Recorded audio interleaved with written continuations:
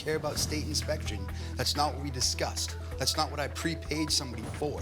This isn't even about the money now. It's about being screwed over. You knew what I wanted.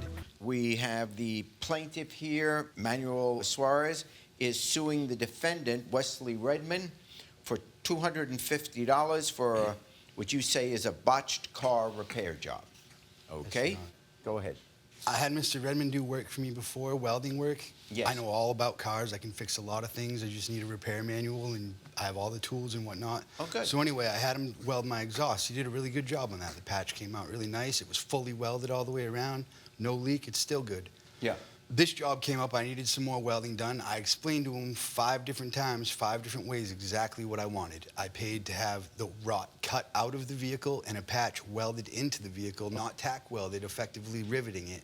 I wanted it welded in there to pass the state inspection.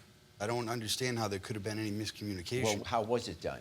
It wasn't fully welded in there, and there's body filler underneath in there. It's not at all what I paid for. I could have done it that way myself. Okay. You can see pictures of the body filler that's stuffed in there. I don't see what there would be to seal in with body filler had it been welded in there. It would have been painted, not fillered. Your Honor, I had worked on cars professionally. I was in an automotive shop for over 1.5 years, and Yes. I had helped my boss. He was the only one licensed to do state inspections, and I was going to get my state inspection license, but I have to get my driver's license first. I don't have that yet. How old are you, by the way? I'm 19. You're 19, okay. So I was studying and watching how he did it and taking notes on what passed and what didn't pass. And as far as rot work went, it was kind of body work. It wasn't framework, but it consisted under framework because cars don't have an actual frame. They have a subframe. It's built into the car. And the rear strut tower right there, that was the outer. I tell you what, let's put the pictures up there, and I want you to show as you're using these terms. Okay, why don't you walk up to the... So your strut picture, tower, this yeah. is your strut tower. This is where your shock comes up and bolts to your car. This side here, here, and here, that's all structural. Okay. This all is your outer fender well. So basically that keeps anything your tires kick up on the outside of the car. Got it. He said he wanted it welded in, and I had done that, but he didn't explain to me in detail. That's why our miscommunication was that he wanted it welded all the way around completely. I welded the entire bottom piece, and I had tacked it up. And I put Bondo on it because when you weld steel, it What's oxidizes. Bondo? It's basically body filler. It's a hard paste. It goes on like a liquid and it dries and gets hard. I see. The whole purpose for putting Bondo on it, which that was part of our miscommunication, was that he didn't want Bondo on it.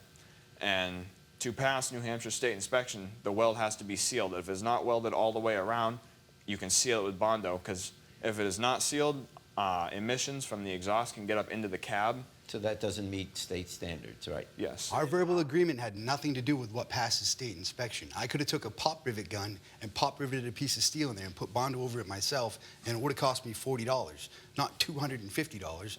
Not any body filler. I don't care about any of that. I don't care about state inspection. That's not what we discussed. That's not what I prepaid somebody for. This isn't even about the money now. It's about being screwed over. You knew what I wanted. There was an honest miscommunication on exactly what you want. You knew what you wanted.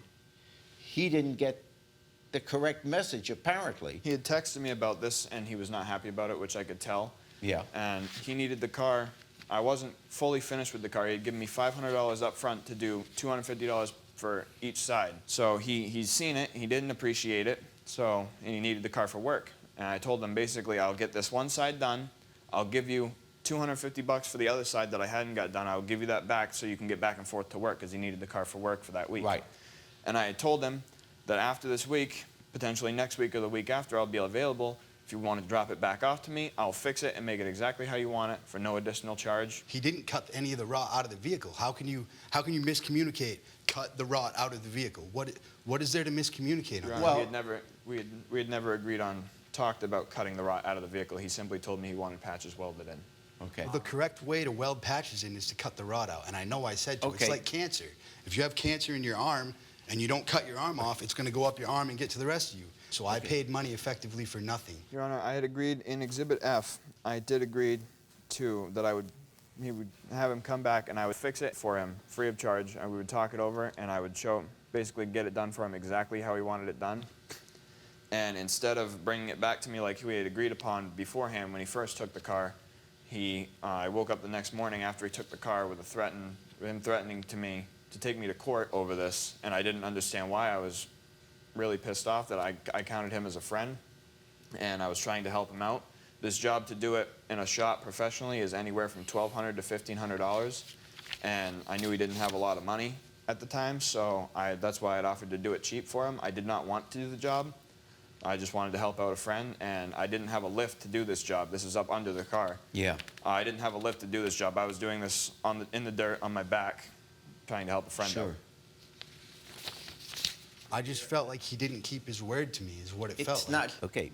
The worst that happened is he didn't fully understand exactly what you wanted. You can't say then you're being ripped when he's willing to fix the problem. That's the most you can ask of someone, because he certainly has done work. He has done recognizing the initial mistake, is willing to correct it. You have the choice to say, I don't want you to correct it. In that case, I dismiss the case.